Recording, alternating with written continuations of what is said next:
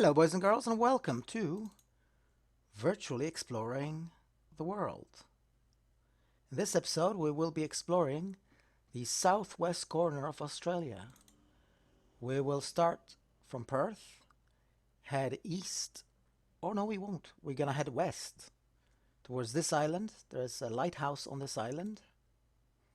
Then we'll head down south past Garden Island, Secret Harbour, Preston Beach, all the way down to Banbury, and explore the whole coast.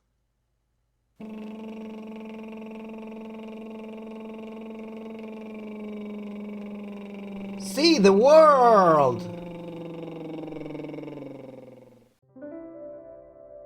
As we take off, we're going to head west towards Rottnest Island. Let's talk a little bit more about Perth itself. Perth is closer to Bali, Indonesia, than Canberra, Australia's capital. Some people think it's the most isolated city in the world, but in fact that belongs to Honolulu in Hawaii. Perth and Perth's region is the world's largest producer of gold. There's a super pit, which is one of the largest man-made structures that can be viewed from space, that we will visit in a couple of episodes. And there's a lot of mining and gold production around here.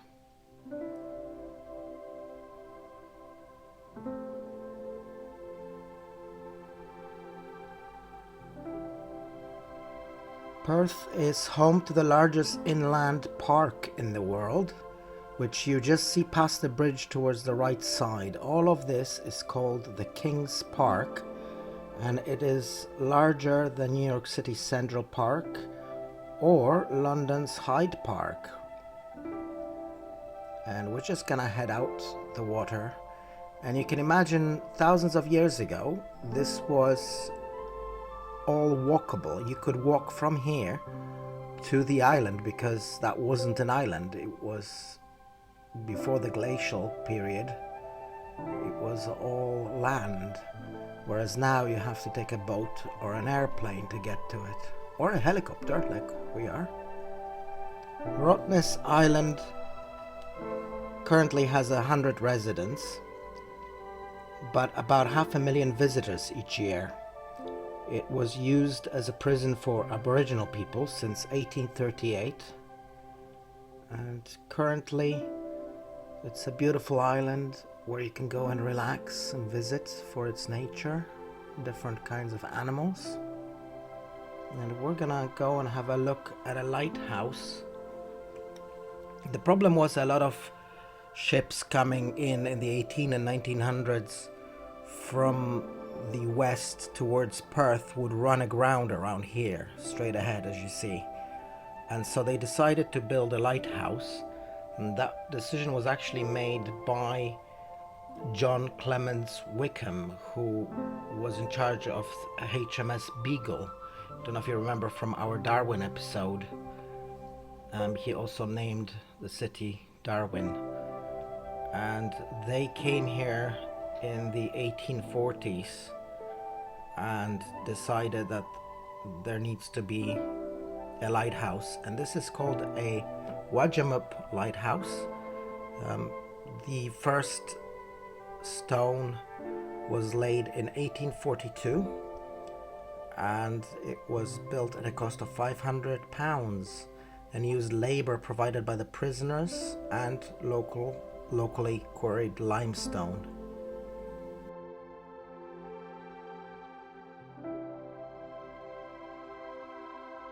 Now we're overflying Preston Beach, a great place to snorkel if you ever visit. And we'll head east towards Carnac Island, a small limestone island about 10 kilometers west of Fremantle, Perth's port, which you can see straight ahead, the little island ahead. In 1838 they tried to make it a prison. They put 2 guards and 3 prisoners, but unfortunately the solitary conditions resulted that the soldiers assisted the prisoners escape, so it didn't work. Currently, it's you can go there and you can see Australian sea lions.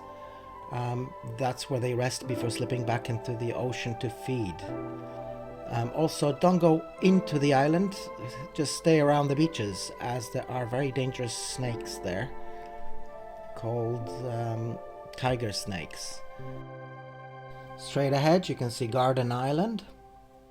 It's been isolated from the mainland for the last 7,000 years. Before that you could just walk around here, but now it's been isolated by the sea. It is 10 kilometers long and 1.5 kilometers wide, and it is home to a naval base called HMAS Stirling, also known as Fleet Base West. It's currently got a population of 720 residents, all of whom work at the naval base. It's got 5 ships that are based here, a diving team, and also all of Australia's submarines from the Australian Submarine Service. And we're just overflying the base right now. There's also a small little airport toward the right hand side, not very visible currently, but it's there.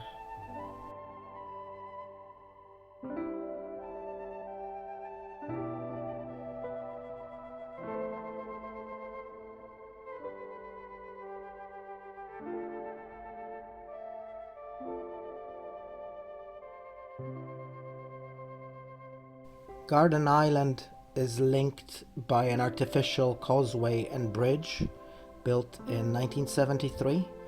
It is 4.3 kilometers long, and since 2010 it has been restricted to private citizens and only available for visit during sort of special events and when the Navy allows people to visit it. And straight ahead you can see a few little towns. Rockingham straight ahead, Shoalwater towards the right hand side, and towards the left upper screen you've got Safety Bay.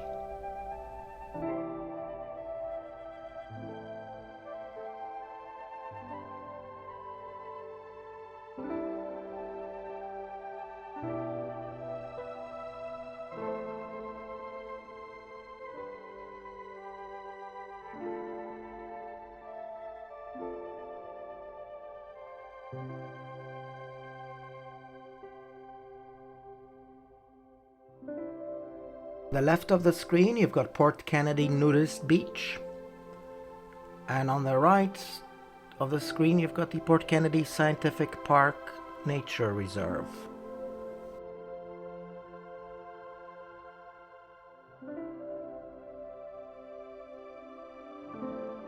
Ahead of us you can see a little town called the Secret Harbour, and despite its name, Secret Harbour does not have a harbour, as you can see. The name came from a failed marina development in the 1980s.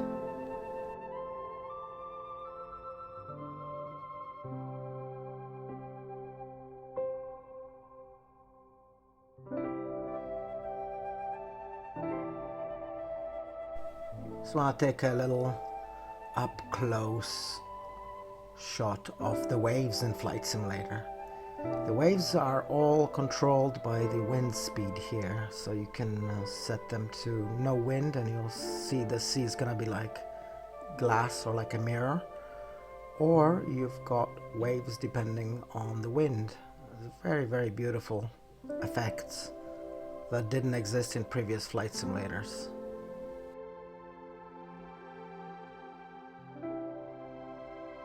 Mandurah is a city known for abundant wildlife and migratory water birds.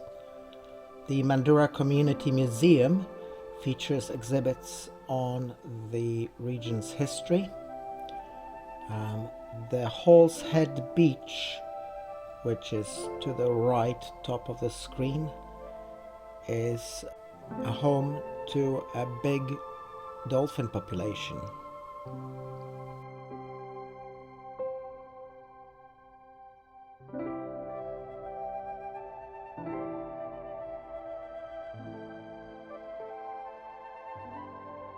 The long lake you see ahead is called Lake Clifton, and it is a home to thrombolites, which are rare rock-like microorganism formations.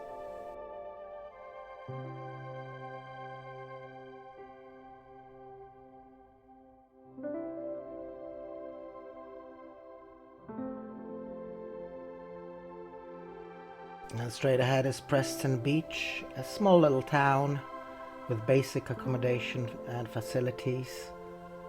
There's a convenience store, a service station, just the basics. It is known for having an abundance of western grain kangaroos and other marsupials that can be found in the area, such as possums and bandicoots.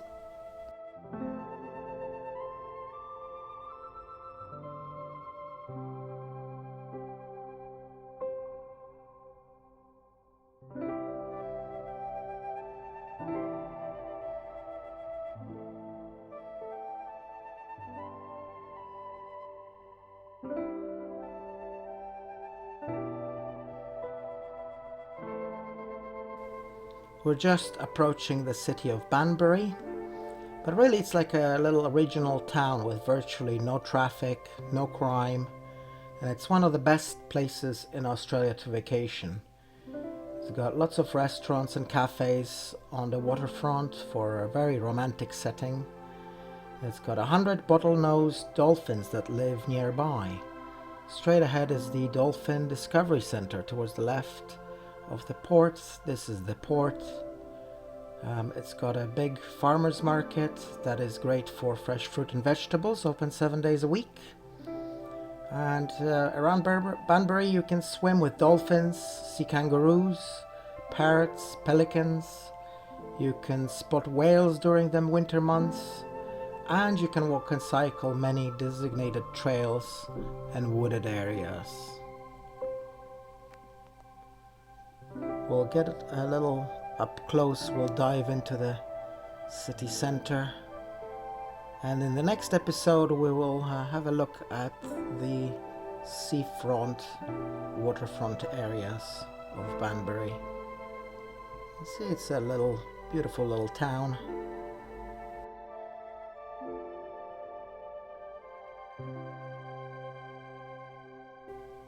Banbury is named after Lieutenant Henry William St. Pierre Banbury, who was carrying out explorations of the area in 1836.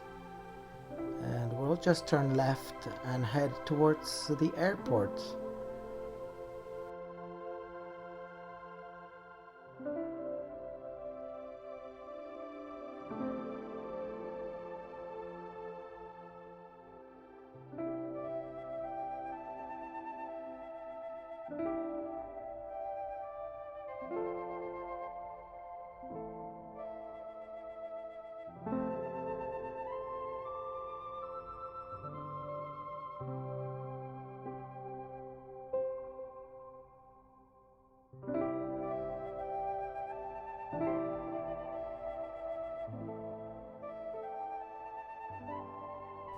I want to thank you for exploring Australia with me.